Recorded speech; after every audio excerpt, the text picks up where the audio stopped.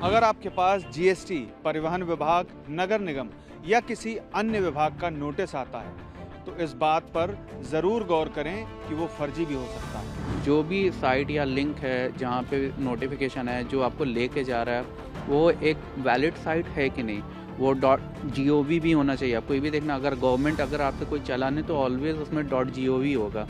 Google के ज़रिए भी आप जान सकते हैं कि ये फिशिंग वेबसाइट है या फिर सही वेबसाइट है। क्रोम ब्राउज़र जो है वो जनरली अगर ऐसी कोई वेबसाइट होती है तो वो आपको हाईलाइट कर देता है, ऐसी इन्फॉर्मेशन देगा कि probably it is the phishing attack, वो रेड करके वो कर देगा। स्पेशली आप जहाँ पे भी ये मनी का ट्रांजैक्शन, आपको 10 बार सोचिए, आपको ये जाल में फंसाने की साजिश है जिसके थ्रू आपकी इन्फॉर्मेशन ले करके वो बाद में यूज़ कर सकते हैं। आपकी क्रेडिट कार्ड की इन्फॉर्मेशन, आपकी बैंक की इन्फॉर्मेशन ये ले करके वो कर सकते हैं। अब मैं आपको ये बताता हूँ, रिसेंटली ये मेरे साथ भी हुआ है। अगर आपके पास जीएसटी, परिवहन विभाग, नगर निगम या किसी अन्य विभाग का नोटिस आता है, तो इस बात पर ज़रूर गौर करें कि वो फर्जी भी हो सकता है। अगर व्हाट्सएप या मेल के ज़रिए या मैसेज के ज़रिए ऐसा मैसेज आता है जिसमें ये कहा जाता है कि ये अमुक विभाग का नोटिस है और उसमें एक लिंक होता है जिस पर क्लिक करके उस नोटिस के एवज़ में जो चालान या फिर जो फ़ी है वो भरने के लिए कहा जाता है, तो सावधान रहने की ज़रूरत है, क्योंकि ये साइबर अपराधी का जाल भी हो सकता है। और अगर आप इस जाल में फंसते हैं तो जाहिर सी बात है कि आपकी जेब पूरी तरह से कट सकती है, बैंक खाता पूरी तरह से खाली हो सकता है। और इस पहलू पर क्या बचाव हो सकते हैं, किस तरह से आप जान सकते हैं कि आखिर ये असली नोटिस है या फर्जी नोटिस है, इस पर हम बात करेंगे आईटी विशेषज्ञ नितिन से। नितिन, ऐसे तमाम नोटिसेस लोगों को पहुंच रहे हैं। आईटी मंत्रालय ने राज्य सरकारों और लोगों को सतर्क भी किया है। आखिर किस तरह से ये जाना जा सकता है कि ये नोटिस सही है या फर्जी है? सबसे पहली बात तो आपको ये देखना होगा कि वो इन्फॉर्मेशन आ कहाँ से रही है। जैसे गवर्नमेंट ने अभी जैसे आप वेबसाइट अगर आप देखेंगे, जितनी भी बैंकिंग वेबसाइट्स हैं उसमें डॉट बैंक मैंडेटरी कर दिया था। जैसे मान लीजिए आईसीआईसीआई का बैंक है, तो पहले आप जाते थे तो ICICIbank.co.in ऐसे करके आ जाता था। लेकिन अब क्या है, उसके साथ में एक उन्होंने मैंडेटरी डोमेन ऐड कर दिया, जैसे ICICI बैंक .bank.co.in समथिंग कुछ ऐसा। तो आप अगर जब भी .bank. अगर आप देखते हैं तो वो एक वैलिड हो गया। तो ये एक तरीके से आरबीआई ने एक अपना एक जो भी स्कैमर जो आपके डुप्लीकेट साइट बना देती है बैंक्स की, उससे बचाने के लिए उन्होंने सबसे पहले किया। इसके अलावा आप ये भी चेक करिए कि वो जो भी साइट या लिंक है जहाँ पे नोटिफिकेशन है जो आपको लेके जा रहा है वो एक वैलिड साइट है कि नहीं, वो .gov भी होना चाहिए। आप कोई भी देखना, अगर गवर्नमेंट अगर आपसे कोई चलाने तो ऑलवेज उसमें .gov होगा। तो ये भी आपको जानना है कि गवर्नमेंट की वो वेबसाइट है कि नहीं। और या आप जैसे जैसे जीएसटी के और परिवहन विभाग के जो नोटिसेस होते हैं, उनके बारे में तो उनकी वेबसाइट पर जाके जाना जा सकता है कि वो असली हैं या नहीं हैं। Correct correct. और जैसे मान लीजिए कि आपको कोई एसएमएस आया है कि ये चालान है, इस चालान नंबर है, आपको ये पे करना है, तो आप बजाय उस लिंक के सबसे पहले गवर्नमेंट के ऑफिशियल साइट पर जाइए। वहाँ पे वो देखिए वो चालान नंबर एग्जिस्ट करता है कि नहीं, या आपके नाम से या आपके पर्टिकुलर असेट या आपके पर्टिकुलर व्हीकल जो भी है आपके पास, उसके उसके कोरेस्पॉन्डिंग आपका कोई गवर्नमेंट की साइट पे है कि नहीं।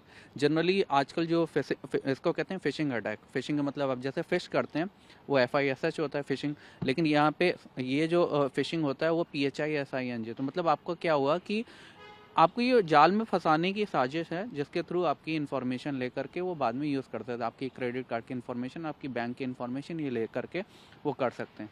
अब मैं आपको ये बताता हूँ, रिसेंटली ये मेरे साथ भी हुआ है। तो उसमें क्या हुआ कि सबसे पहले मेरे को एक एसएमएस आता है, उसमें लिखा कि आपका चालान हुआ है आपके उस पे व्हीकल पे। तो सबसे पहले मैंने देखा और मैं मॉर्निंग में था, मेरा भी ध्यान नहीं गया, बट मैंने सबसे पहले ये देखा कि वो HTTPS है कि नहीं। वो साइट HTTPS थी सबसे पहली बात। फिर उसके बाद में उसका जो URL था, क्योंकि वो एसएमएस में आया था तो वो पूरा विजिबल नहीं रहता, कई बार वो थोड़ा सा ट्रंकेट हो जाता, मतलब थोड़ा शॉर्ट हो जाता है। यानी कि HTTPS थी, तो आम तौर पर जो आदमी देखेगा वो ये समझेगा कि ये सही वेबसाइट है वैलिड है। और ऐसी स्थिति में उस पर जो जानकारी मांगी गई है वो भी डाल सकता है। हाँ, तो मैं ये बता रहा हूँ कि पहले मेरी क्या रीजनिंग थी। सबसे पहले मैंने HTTPS देखा, मैंने वहाँ पे लिंक पे एक्चुअली मैंने क्लिक नहीं करना चाहिए मुझे, शायद और फर्दर इन्वेस्टिगेशन करना चाहिए था। उस साइट का नाम परी समथिंग परिवहन से ही सिमिलर टू था, और पूरा यूआरएल दिख नहीं रहा था। मैंने क्लिक किया, वो मेरे को साइट पे लेके गया, और ये सब मोबाइल पे मैं कर रहा था। उसके बाद में क्या हुआ कि मैंने देखा मेरे व्हीकल की इन्फॉर्मेशन थी, उसमें 1000 का फ़ाइन था। जब मेरी वो 1000 का फ़ाइन था, मैं चेक करने, मेरी क्यूरियोसिटी हुई कि ये हुआ कहाँ से, मुझे और इन्फॉर्मेशन चाहिए, क्योंकि अगर ये फ़ाइन हुआ है तो ये मेरे को पता चले कहाँ हुआ, कितने बजे, ये सारी कोई इन्फॉर्मेशन उसमें नहीं थी। तो मैं क्या किया कि मुझको ये नहीं पता चला ये किस लोकेशन से हुई है, ये जो भी मेरा चालान हुआ है, जो भी वो वेबसाइट पर दिखा रहा है। तो मैंने क्या किया कि मैंने सबसे पहले गवर्नमेंट की साइट पे गया। मैंने ये किया कि मैं गवर्नमेंट की साइट पे गया, मैंने वहाँ पे अपना इंफॉर्मेशन, व्हीकल की इंफॉर्मेशन डाली, और चालान नंबर जो था वो डाला। ना तो मुझे व्हीकल की इन्फॉर्मेशन से मिला, ना तो मेरे को चालान की इन्फॉर्मेशन से मिला कुछ भी इन्फॉर्मेशन। मेरे को डाउट हुआ। फिर उसके बाद मैंने यूपी की वेबसाइट, क्योंकि हम लोग दिल्ली एनसीआर में रहते हैं, तो आइदर इट कुड बी, मतलब आपका दिल्ली भी हो सकता है और आपका यूपी भी हो सकता है। तो मैंने यूपी के साइट पर जा करके चेक किया, मुझे कोई इन्फॉर्मेशन नहीं। मुझे फिर हुआ डाउट, तो मैंने क्या किया कि मैं जा करके उस साइट का लिंक मैंने डाला गूगल पे। तो जैसे ही गूगल पे डाला है, उसने मेरे को इन्फॉर्मेशन दी कि ये फिशिंग अटैक है, ये पॉसिबल, ये स्कैमर्स की साइट है, आप इस पे कुछ भी अगर आप करोगे तो ये इन्फॉर्मेशन चली जाएगी। यानी कि गूगल से भी आप ये जान सकते हैं कि जो वेबसाइट जिसके ज़रिए आपसे डिटेल मांगी जा रही है, या ये बताया जा रहा है कि नोटिस है और उसके बदले आपको ये चालान भरना है, तो ऐसी स्थिति में गूगल के ज़रिए भी आप जान सकते हैं कि ये फ़िशिंग वेबसाइट है या फिर सही वेबसाइट है। क्यों? हाँ, क्रोम ब्राउज़र जो है वो जनरली अगर ऐसी कोई वेबसाइट होती है तो वो आपको हाईलाइट कर देता है। वो हाईलाइट उसमें क्या होता है आपका, कि वो आपको पूरे वेबसाइट को ही स्टार्टिंग में जैसे ही वो लोड होगी, लोड होने से पहले वो कर दे के ये बता देगा, वो ऐसी इन्फॉर्मेशन देगा कि probably it is the phishing attack, वो रेड करके वो कर देगा। तो उससे आप समझ जाइए कि गड़बड़ है, ये स्कैमर्स का है। अच्छा, मैं ये बताता हूँ कि ये काम कैसे करता है। अब मान लीजिए आपको लगा कि मैं पेमेंट कर देता हूँ, आप गए चालान पे, आपने पे क्लिक किया, और वो एक पेज ओपन कर देगा। वो पेज किस चीज़ का होगा?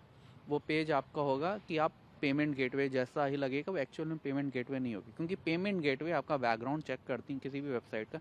मेरी कंपनी, मेरी जो खुद की कंपनी है, हम लोग की कई सर्विसेज चलती हैं, तो हमारा पेमेंट गेटवे जो है वो पूरा बैकग्राउंड चेक करता है, तब जा करके वो पेमेंट गेटवे वो अलाउ करता है अपनी वेबसाइट पे लिंक करने का। तो इन लोगों ने पॉसिबल, ये लोग क्या करते हैं जो फिशिंग अटैक करते हैं, वो साइट अपने एक चालान वाली साइट बना दी, और फिर उसके बाद में उन्होंने एक सेम पेमेंट गेटवे का भी एक फेक पेज बना दिया, कॉपी सिमिलर टू, मान लीजिए कोई भी पे यू और पेटीएम, या आपका और भी जितने भी आपके हैं साइट्स जो पेमेंट गेटवे की है, वो बना देंगे। अब इसमें क्या करेंगे, उसमें ऑप्शन वो देंगे कि आप क्रेडिट कार्ड से पे करिए। अब आपने क्या किया, आपने क्रेडिट कार्ड की जो इन्फॉर्मेशन है वो डाल दी। आपने पिन, जब तक आप पिन नहीं डालेंगे तब तो होगा नहीं। पिन मतलब वो जो आपका सिक्योर कोड जो होता है, सीवीवी नंबर होता है। आपने जैसे ही सीवीवी नंबर डाला, वो इन्फॉर्मेशन चली गई, और फिर क्या होगा कि आपका जो भी पैसा है फिर वो चला जाएगा आपका, वो सीधे सीधे, मतलब क्रेडिट कार्ड की इन्फॉर्मेशन एक बार उनके पास चली गई तो वो आपका पूरा हैक कर लेंगे। यानी कि कोई भी इन्फॉर्मेशन देने की ज़रूरत नहीं है। अगर ऐसा कोई नोटिस आता है तो पहले ये जान लें कि आखिर वो नोटिस सही है या गलत है, और ये जानने के बाद ही किसी भी तरीके से कोई पेमेंट करें।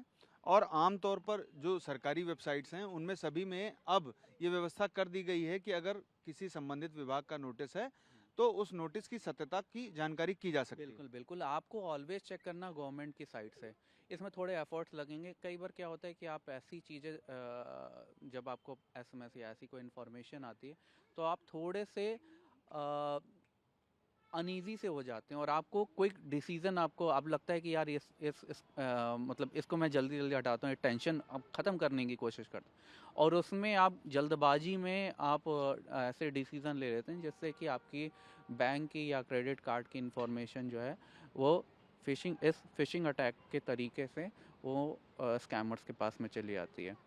तो मैं आपसे ये जानना चाहूँगा कि क्या किसी भी वेबसाइट्स पर जो क्रेडिट कार्ड की डिटेल है या बैंक डिटेल है, वो तभी डालनी चाहिए जबकि ये आप जान लें कि ये वास्तविक में सही वेबसाइट है या नहीं? बिल्कुल, बिल्कुल। ये जानना बहुत ज़रूरी है कि जो भी आप इन्फॉर्मेशन कहीं पे भी आप शेयर कर रहे हो वो वैलिड वेबसाइट है कि नहीं।